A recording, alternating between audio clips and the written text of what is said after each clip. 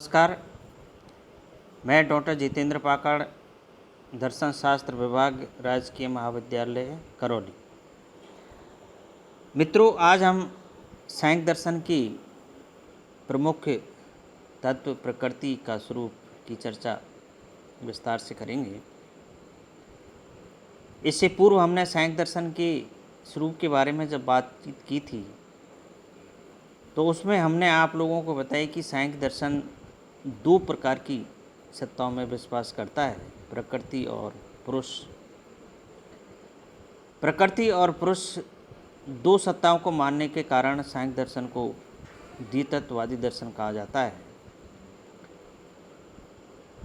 उसी संदर्भ में हम यहाँ प्रकृति की स्वरूप की आज विस्तार से चर्चा करेंगे कि वास्तव में प्रकृति का स्वरूप किस प्रकार से है और प्रकृति वास्तव में है क्या। यहाँ पर एक प्रश्न जो उठता है वो प्रश्न खड़ा होता है कि विश्व का मूल कारण क्या है। इस प्रश्न को लेकर के जब सांख्य दर्शन में विस्तार से चर्चा की जाती है तो इसके मूल में प्रकृति के स्वरूप की व्याख्या की जाती है। इस प्रश्न के समाधान में पुरुष को विश्व यानी सृष्टि का कारण नहीं माना जा सकता, क्योंकि पुरुष कार्य कारण की श्रृंखला से मुक्त है। अर्थात जो कार्य कारण की श्रृंखला है उसमें प्रकृति जो पुरुष है वो उससे मुक्त रहता है, उसमें भाग नहीं लेता। यानी पुरुष का न कोई कारण है और न कोई कार्य है। वह न तो किसी वस्तु का कारण है और न ही कार्य, इसलिए विश्व का कारण किसी अन्य तत्व को मानना होगा। यानी पुरुष विश्व का कारण नहीं हो सकता है। दूसरी तरफ चार्वाक, बुद्ध, न्याय वैशेषिक और मीमांसा विश्व का मूल कारण पृथ्वी, जल, वायु और अग्नि के परमाणु को मानते हैं। यानी कि ये जो दार्शनिक परंपराएं हैं, विशेष रूप से चार्वाक है, बुद्ध है, न्याय वैशेषिक है, ये इस सृष्टि का मूल कारण जो परमाणु है उन परमाणुओं को मानते हैं, जिसमें विशेष रूप से पृथ्वी, जल, वायु और अग्नि। लेकिन सांख्य इस विचार का विरोध करता है, अर्थात सांख्य इसको नहीं मानता, क्योंकि विश्व में दो प्रकार की वस्तुएं दिखाई देती है, एक स्थूल और दूसरी सूक्ष्म। स्थूल में जैसे नदी, पहाड़, वृक्ष, टेबल इत्यादि, और सूक्ष्म में मन, बुद्धि और अहंकार। अब प्रश्न ये उठता है कि विश्व का मूल कारण उसे माना जा सकता है जो स्थूल एवं सूक्ष्म इन दोनों पदार्थों की व्याख्या करने में सफल हो। अब चूंकि परमाणु इन दोनों तत्वों की व्याख्या नहीं कर पाता है,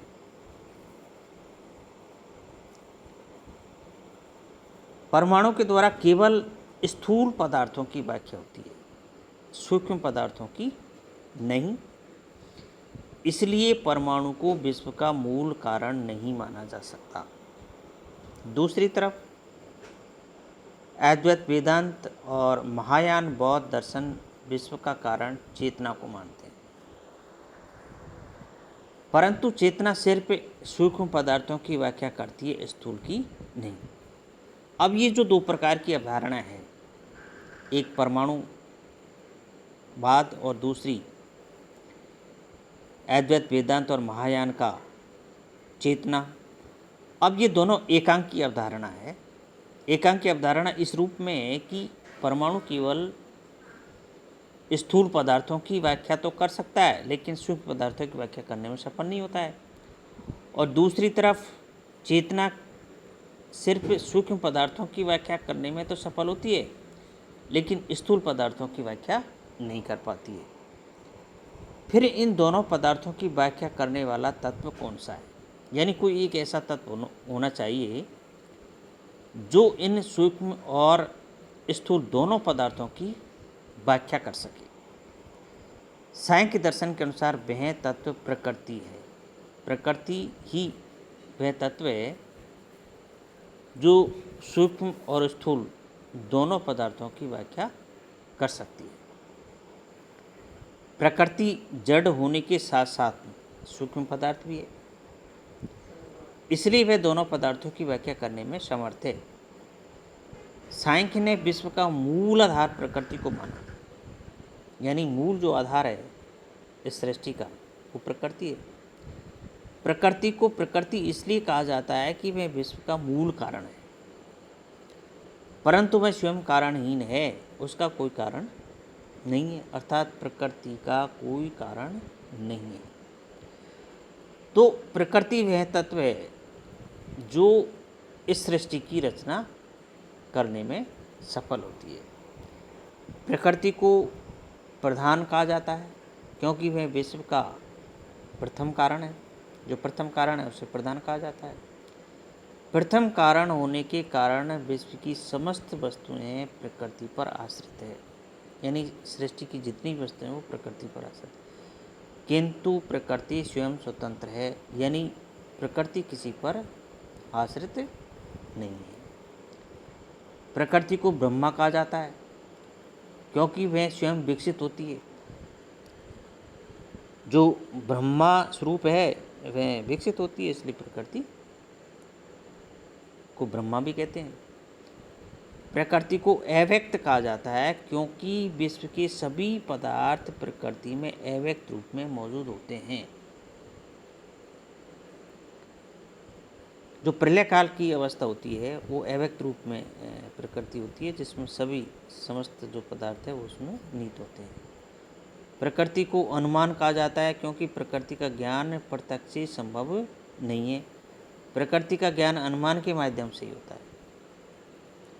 प्रकृति को जड़ भी कहा जाता है क्योंकि वह मूलतः भौतिक पदार्थ है। जो भौतिक पदार्थ होता है वो जड़ होता है, तो चूँकि प्रकृति जड़ भी है।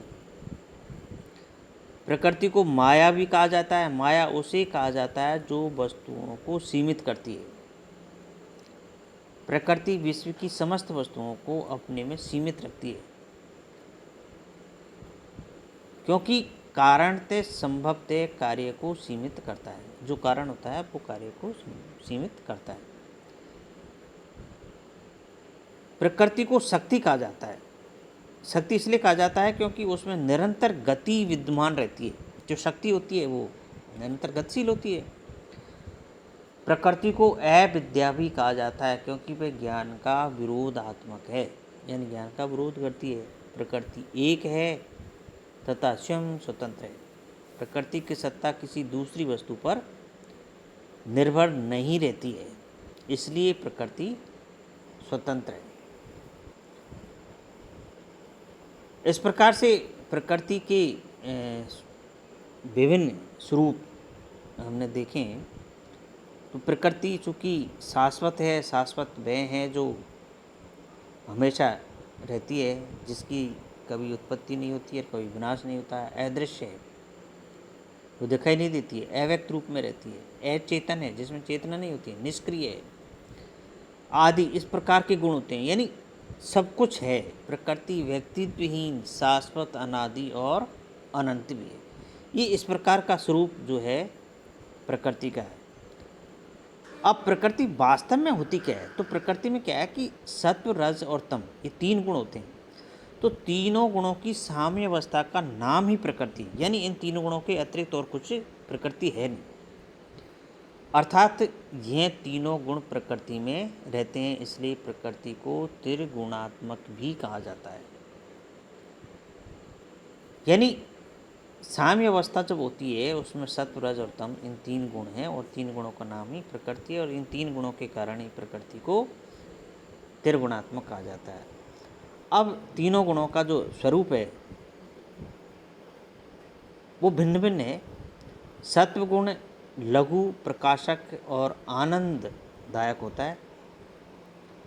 रजोगुण दुखदायी और गतिशील होता है तथा तमोगुण भारी और अवरोधक होता है। इन तीनों गुणों को हम अलग से भी विस्तार से आपको बताएंगे। तीनों गुणों के स्वरूप की हम चर्चा करेंगे। यहाँ पर प्रकृति के जब स्वरूप की हमने चर्चा की तो उसमें तीनों गुणों की चर्चा करना भी आवश्यक था। तो इस प्रकार से हमने इस प्रकृति की स्वरूप की जो बात की है वो आपको अच्छी तरह से समझनी है। आगे हम देखेंगे कि प्रकृति के दो रूप होते हैं, व्यक्त और अव्यक्त, जिसको हम अगली वीडियो में आपको समझाएंगे। धन्यवाद।